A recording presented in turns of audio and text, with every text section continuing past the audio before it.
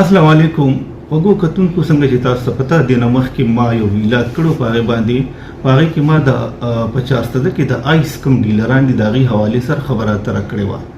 اخو ما دا ویلو چې یاره د دې حوالې سره د پولیس کردار چې کوم دی هغه باندې تنقید کیدی شي، یاره هغې نه خلک مطمئن نه دي یا موږ ته مطمئن نه یو. خو اوس نوي اعداد و شمار چې کوم موږ مخته راغلی دی، کم و بیش 200 د آیس ډیلران په 400 کې دي. په دې کې غټ ډیلران هم شته، درمیان هم شته، د هغې نه لږ کم هم شته.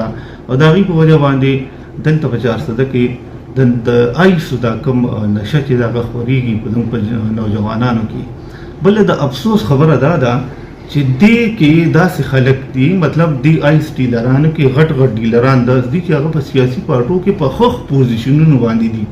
یعنې دوی په یو اړخ باندې دغه د آیس کاروبار هم کوي، یو بل اړخ ته د سیاسي پارټو د سوري لاندې هغوی یو قسم ته پناه اخیستې ده، په سیاست کې هم هغوی سرګرم دي.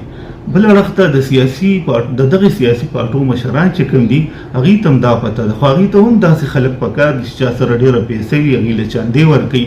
نو دا ډېره د افسوس خبره او دا ډېره د نقصان خبره هم ده. بل اړخ ته که موږ وګورو، دوی ته چې کوم پیرودو روپۍ ماهانه د هونډۍ په ذریعه راځي، هغه پیسې هم دوی په خپله نه راوړي، د هغې دپاره هم سیاسي خلک استعمالېږي.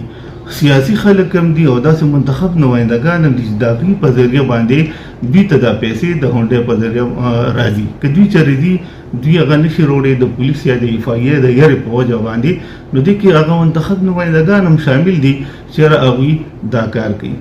اوس که موږ وګورو دوی له چې دا دومره ډېره پیسې راغلې د هغې په وجه باندې د تحصیل تنګي په علاقه کې ځمکې ډېرې ګرانې شوي دي. خو دغه کوم آیس ډیلرز چې کوم دي، که تاسو ګوره چې کوم ځای کې کمرشل پراپرټي وي، خصوصا په اسلام آباد کې او په پنجاب کې، دوی د خپلې پیسې هغه اړخ ته منتقل کړي دي او هلته په دې باندې کمرشل پراپرټیز ډیل کړي دي.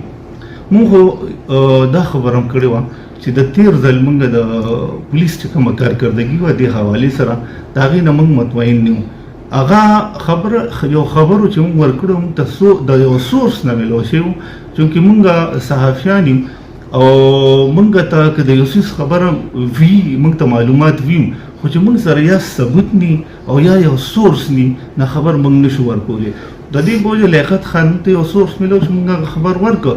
خو که تاسو وګورئ او اعداد شمار وګورئ او یو ریکارډ وګورئ، نو په تیر کال کې لکه د تیر ډي پي او په وخت کې په دې کې چې کوم اف آی آرز شوي دي هغه د ټولو ډي پي او سره کمپیر کړي هغه کم شوي دي. د دې نه دا پته لګي چې یاره په دغه کې پولیس والا ډېر زیات ډېر مطلب په هغې باندې سنجیدګۍ سره کاروي نه وه کړې. بل اړخ ته موږ دا یو مطالبه کړې وه چې یاره دا کومه اے پي سي جوړه شوې ده، دوی دې په 400 کې د منشیاتو خلاف چې یو تحریک شروع کړي.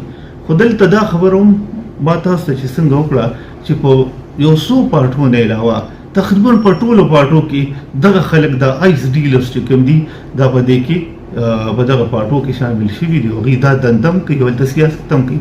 نو بیا به دا اے پي سي څنګه د دې خلاف مطلب کې یو تحریک شروع کړي. بیا دا خبره داسې ډېره ممکنه نه ښکاري چې دوی د دې خلاف یو تحریک شروع کړي. بهرحال که دوی په اخلاصمند وي او د دې 400 ښېګړه غواړي، د 400 د نوي کلو د ځوانان د دې روښانه مستقبل غواړي، دوی له پکار دي چې د دې خلاف یو تحریک شروع کړي. بعضې پارټو په دې باندې اواز اوچت کړی دی، لیکن زیات تر پارټۍ چې کوم دي د دې خلاف تر اوسه پورې خبره قدرې نه کوي. اوس که حالات داسې وي چې پولیس هم لاس نه اچوي، اے پي سي هم د دې خلاف کاروي نه کوي، خو زما خو بیا د نیب نه دا مطالبه ده چې دا کم دلته په یوونو روپۍ راځي د دې خلکو نه یې تپوس وشي چې وایي تاسو خپل دا دومره ډېرې اساسي چې ستاسو دي د دې ذرایع آمدن وښایئ چې دا د کوم ځای نه راغلي. ځکه چې په دې کې خو موږ په خپله لیدلي چې داسې خلک دي چې هغوی به مزدورۍ کولې خو اوس ایرپتیان دي، مطلب دومره پیسې دي ورسره چې هغوی سره د هغوی حساب نشته. نو زما یو دغه ګزارش و د منشیاتو خلاف په 400 کې موږ خپل هلې ځلې او خپل هڅه کوو، کوشش کوو خلک دې په دې کې موږ سره ملګرتیا وکړي که داسې څه معلومات وي نو هغه دې موږ سره شیر کړئ. د الله په امان.